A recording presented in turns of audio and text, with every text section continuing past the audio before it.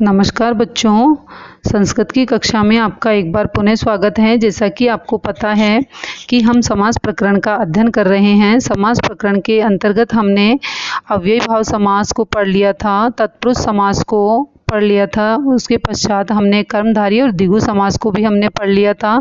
तो थोड़ा सा मैं आपको गत कक्षा के अंतर्गत जो पढ़ा दिया गया है उसके बारे में थोड़ा सा बताना चाहूँगी एक बार। तो जैसे मान लीजिए हमारे पास में अव्ययी भाव समास था, तो अव्ययी भाव समास में हमने क्या किया था, पहला पद क्या था अव्ययी भाव समास में, पहला पद अव्यय था। पहला पद क्या था, अव्यय था, ठीक है। और इसमें प्रथम पद की प्रधानता थी, अर्थात पूर्व पद की प्रधानता थी। ठीक इसी तरह से तत्पुरुष समास को हमने पढ़ा, इसमें उत्तर पद की प्रधानता थी। इसमें किसकी प्रधानता थी, उत्तर पद की प्रधानता थी, ठीक है, उत्तर पद की प्रधानता थी। और उसी प्रकार अपन ने पढ़ा था कर्मधारय समास, तो पहला पद क्या था, विशेषण, और दूसरा पद क्या था, विशेष्य था। और इसी तरह से हमने आगे जो पढ़ा था वह था हमारा द्विगु समास। तो द्विगु समास में पहला पद तो संख्यावाची था और दूसरा संज्ञा ही होना चाहिए। बच्चे कंफ्यूज हो जाते हैं, देखते ही गिनती और फटाफट से द्विगु लगाते हैं, लेकिन ऐसा नहीं है बेटा। थोड़ा ये भी ध्यान रखिएगा कि जो मान लीजिए पहला पद संख्यावाची है तो दूसरा पद क्या होना चाहिए, संज्ञावाची ही होना चाहिए, ठीक है। इस बात का विशेष ध्यान रखेंगे। और आज हम पढ़ेंगे अपना बहुव्रीहि समास, ठीक है। मैं आशा कर रही हूँ सभी बच्चे बिल्कुल स्वस्थ हैं।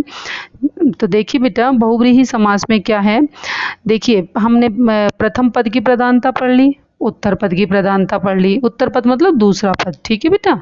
और इसके पश्चात हमने विशेषण और विशेष्य को भी पढ़ लिया, और इसके बाद हमने संख्या और संज्ञा को भी पढ़ लिया। आज नंबर है कि दोनों ही नहीं है, मतलब आगे वाला पद भी प्रधान नहीं है, पीछे वाला पद भी प्रधान नहीं है, अभी तो दोनों मिलकर के क्या कर दिया, दोनों ने एक नया ही शब्द निकाल लिया। क्या निकाल लिया, एक नया ही शब्द निकाल लिया। जैसे देखिए बहुव्रीहि समास में जब क्या होता है, जब अन्य पद की प्रधानता होती है तब वह बहुव्रीहि समास कहा जाता है। अर्थात समास में न तो पूर्व पद की प्रधानता होती है और न ही उत्तर पद की प्रधानता होती है, बल्कि दोनों ही पदार्थ मिलकर के अन्य पदार्थ का बोध कराते हैं। समस्त पद का प्रयोग अन्य पदार्थ मिलकर के विशेषण रूप से होता है। अब देखिए बेटा, जैसे पीतम और अंबरम यश्य से, तो पीतम का अर्थ होता है पीला और अंबर का अर्थ क्या होता है, वस्त्र। यहाँ पर अंबर का अर्थ क्या ले लिया इन्होंने, वस्त्र से ले लिया। पीले जिसने वस्त्र धारण कर रखे हैं। अब देखो पीले का अर्थ भी विष्णु नहीं है ना, और अंबर का अर्थ भी क्या नहीं है, विष्णु नहीं है। तो दोनों मिलकर के, मतलब पहला पद भी और दूसरा पद भी, दोनों ने मिलकर के क्या बना दिया, एक नया ही शब्द बना दिया। उसको हम क्या कहेंगे, कर्मधारय समास का उदाहरण कहेंगे, ठीक है ना। तो जिसमें पहला पद प्रधान है ना दूसरा पद प्रधान है, अपितु कौन सा पद प्रधान है, यहाँ पे अन्य पद प्रधान है, ठीक है बेटा। अब नेक्स्ट अपन चलते हैं बच्चों। देखो इसको 2 बार रिपीट करके देख लेना वीडियो को, आपको बहुत अच्छे से समझ में आ जाएगा, ठीक है बेटा। यहाँ पर पीतम और वैसे ही अम्बरम, इन दोनों पदों के अर्थ की प्रधानता नहीं होती है, अर्थात पीला वस्त्र इसका अर्थ ग्रहण नहीं होता है, अपितु दोनों पदार्थ मिलकर के अन्य पदार्थ का अर्थात विष्णु का बोध कराते हैं, अर्थात पीताम्बर। इस समस्त पद का अर्थ विष्णु है, अतः यहाँ पर बहुव्रीहि समास होगा। अतः यहाँ पर कौन सा समास होगा, बहुव्रीहि समास होगा। देखो बेटा एक बार पुनः पढ़ लेते हैं अपन। जहाँ पर पीतम वैसे ही अंबर, इन दोनों पदों के अर्थ की प्रधानता नहीं है। देखो पीतम और वैसे ही अंबर, इन दोनों पदों की प्रधानता नहीं है, ठीक है यहाँ पे, ठीक है ना, दोनों ही पदों की प्रधानता नहीं, अर्थात पीला वस्त्र इसका क्या होगा, अर्थ ग्रहण नहीं करेगा। ये इसका अर्थ तो पीला वस्त्र है, लेकिन यह अर्थ यह ग्रहण नहीं करेगा, अपितु क्या बता दिया, एक इशारे में बता दिया कि जिसने पीले कपड़े पहने वो कौन है, विष्णु है, ठीक है बेटा। मैं आशा कर रही हूँ आपको समझ में आ रहा होगा, ठीक है। हम इसको कौन सा समास बोलेंगे, बहुव्रीहि समास। कौन सा समास बोलेंगे हम इसको, बहुव्रीहि समास। देखो बेटा आगे देखिए, समानाधिकरण, इसके 2 अन्य उदाहरण और हैं। देखिए समानाधिकरण बहुव्रीहि है ना। अब देखो समानाधिकरण में क्या होता है, जब समास के पूर्व पद और उत्तर पद में समान विभक्ति होती है, मतलब प्रथमा विभक्ति ही होगी, दोनों में क्या होगी, समान विभक्ति होगी, वहां पर दोनों में समान विभक्ति होगी, वहां समानाधिकरण तत्पुरुष होता है। जैसे देखिए प्राप्तम। अब देखिए हमने सीधे विग्रह कर दिए और इधर क्या बना दिए, समस्त पद बना दिए। या पहले आप समस्त पद पढ़ लो फिर आप विग्रह कर लो, या विग्रह इसी तरह से प्रश्न आता है बेटा एग्जाम में। और जैसे एग्जाम में प्रश्न आता है वैसे ही मैंने आपको यहाँ पे समझाया है कि एग्जाम में आपको क्या देगा। जैसे मान लीजिए प्राप्तम उदकम यस याम से ये दे दिया आपको, तो आपको क्या बोलेगा कि समस्त पद बनाइए। ठीक है, अब देखो मैं आपको समझाती हूँ कैसे होगा ये। प्राप्तम उदकम याम से, प्राप्त किया है उदक जहाँ से वहाँ। तो उदक का अर्थ क्या होता है, पानी। उदक का अर्थ क्या होता है, पानी। तो अब प्राप्त उदक है तो वो क्या है, ग्राम, एक गांव जहाँ से हमने पानी प्राप्त किया है। ठीक है, ऐसे ही नेक्स्ट हमारा है। अब देखो ना तो उदक का अर्थ क्या होता है, गांव होता है, और ना ही प्राप्तम का अर्थ गांव होता है ना। दोनों का अर्थ ही गांव नहीं होता है ना। तो ये दोनों मिलकर के क्या बना दिया इन्होंने, प्राप्तोदक है, अर्थात क्या बन गया, गांव। ठीक है, हत है शत्रुए येन से, जिस हत का अर्थ होता है मारना, शत्रुए शत्रुओं को, मार दिया है शत्रुओं को जिसने। अब देखो किसने मार दिया, कौन हो सकता है, हत शत्रु। अब ये हत शत्रु किसका पर्यायवाची होगा, राजा का। किसका पर्यायवाची होगा बेटा, राजा का। ठीक है ना, किसका पर्यायवाची हो जाएगा, राजा का। ऐसे ही पतित पर्ण है यस्मात् से, पतित पर्णम यस्मात् से। तो अब देखिए क्या बन गया यहाँ पर, ये पतित पर्ण है अर्थात वृक्ष गिर गए हैं पत्ते जिसके। अब पत्ते किसी इंसान के तो गिरेंगे नहीं गिरेंगे ना, इंसान के तो गिरेंगे नहीं, तो क्या बन जाएगा, ये क्या बनेगा बताइए, वृक्ष। पत्ते जहां से गिरे वो कौन बनेगा, वृक्ष। ठीक है, अब ये देखो दत्तम वाला रह गया, दत्तम भोजनम यस्मै से, दत्तम भोजनम यस्मै से, तो क्या बन जाएगा, दत्त भोजन। तो अब भोजन दिया जाता है जिसको हम भोजन देते हैं वो कौन होते हैं, भिक्षुक। अब देखो दत्त का अर्थ भी भिक्षु नहीं होता और भोजन का अर्थ भी भिक्षु नहीं होता, तो क्या बन गया यहाँ पर, गरीब, मतलब जिसको हम भोजन देते हैं, भिक्षु भिखारी। 10 आननानी यस्य से, 10 है मुख जिसके वो कौन है, रावण। 10 है मुख जिसके वो कौन है, रावण। अब देखो यहाँ पे गिनती आ गई 10। अब कहीं गिनती को देख करके अपन क्या सोचें कि भाई इसमें द्विगु कर देते हैं, इसमें द्विगु समास नहीं होगा क्योंकि आनन क्या नहीं होते, संज्ञा नहीं होते। आनन क्या नहीं होते बेटा, संज्ञा नहीं होते। ठीक है नमन, समझ में आ रहा है ना, आ रहा है, बताओ नमन।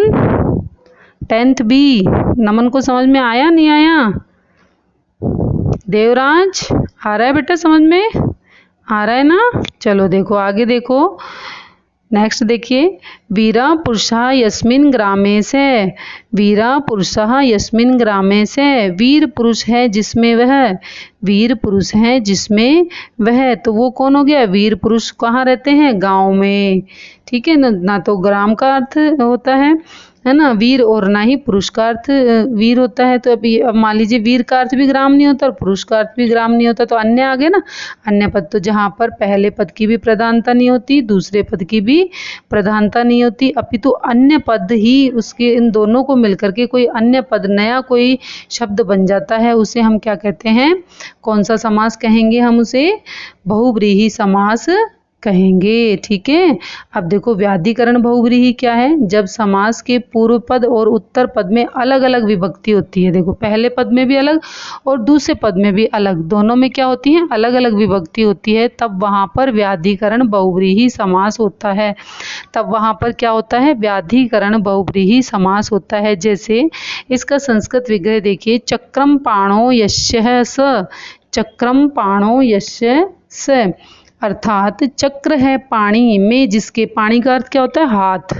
देखो बेटा अब देखो हाथ कितने होते हैं, 2 होते हैं अपने हाथ, 2 होते हैं ना हाथ, ये देखो हाथ कितने होते हैं हमारे, 2, कितने होते हैं, 2 होते हैं हाथ। ठीक है, अब इसलिए क्या आ गया यहाँ पर, अव की मात्रा आ गई।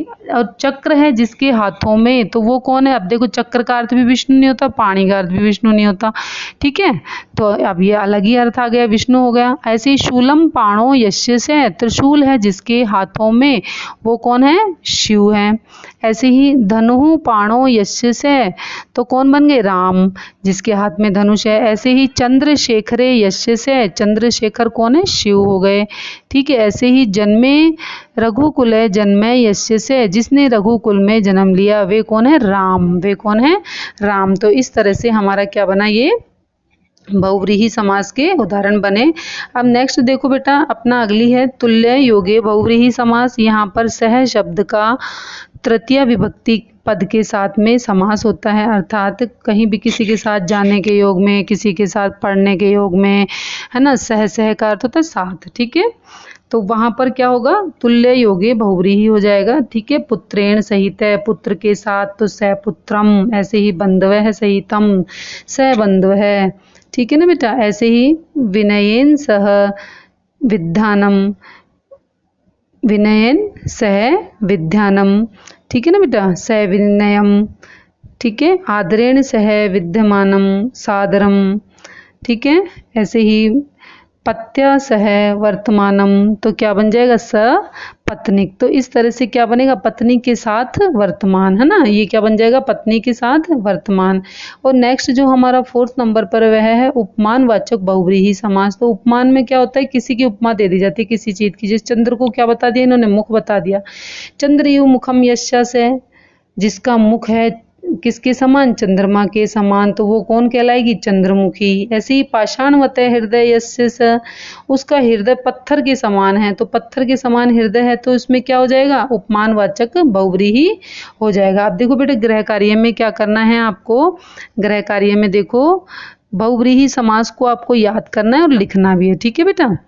याद करें और लिखें। समानाधिकरण बहुव्रीहि को लिखें, व्याधिकरण बहुव्रीहि व तुल्य योगे बहुव्रीहि को समझावें, ठीक है। उपमानवाचक बहुव्रीहि को याद करें व लिखें। कोई एक उदाहरण भी लिखना है आपको, ठीक है बेटा। इस तरह से आपको गृह कार्य करना है। और हमेशा की जैसे आप किसका नंबर आ रहा है, हमारे टेस्ट का। सब बच्चे इसमें अपनी पूर्ण भागीदारी देंगे। देखिए बहुत ही अच्छे से हमारे जो मेरे स्टूडेंट्स हैं वो बहुत अच्छे से वर्क कर रहे हैं मेरे पास में। लगातार अपने जो रिवीजन टेस्ट हो रहे हैं उनसे रिलेटेड जो भी प्रश्न बनते हैं उन प्रश्नों के आंसर लगातार बच्चे मुझे यूट्यूब पर कमेंट के माध्यम से दे रहे हैं। और उन बच्चों के लिए क्लैपिंग एंड बहुत बहुत धन्यवाद।